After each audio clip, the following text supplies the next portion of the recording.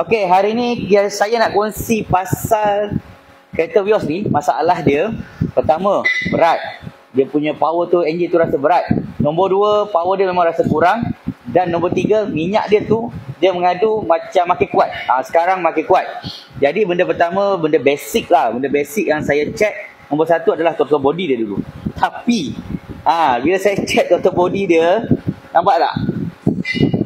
Nampak tak keadaan dalam throttle body dia? Nampak? Gila hitam kau. Tengok. Ini keadaan dalam throttle body dia. Okey, throttle body ni kalau dah macam ni memang kotor lah.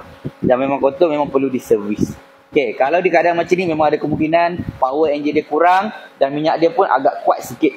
Tapi kat sini apa yang saya nak terangkan ialah throttle body ni biasanya ada dua cara untuk kita cuci. Pertama, kita pakai spray. Kalau kita pakai spray, dia punya throttle body ni tak payah tanggalkan. Maksudnya kita terus cuci, tembak spray, start engine, rem minyak sambil kita spray cuci throttle body ni. Dan ada cara kedua, kita tanggalkan macam ni lah. Tapi apa kebaikan bila kita tanggalkan macam ni ialah, nampak tak apa saya jumpa? Nah, nampak tak? Ini sebenarnya pipe air dia. Nampak tak? Kalau saya tak cabut tadi, saya pun tak tahu pipe air dia ni dah sumbat dah. So siapa ada masalah enjin tu dah mula berat, power dah mula kurang, minyak dah kuat makan, benda pertama anda cek throttle body dulu. Nampak? So kalau siapa nak cuci throttle body ni, boleh bawa datang ke Easy Motorsport Sunway. Saya dapat hari ni set.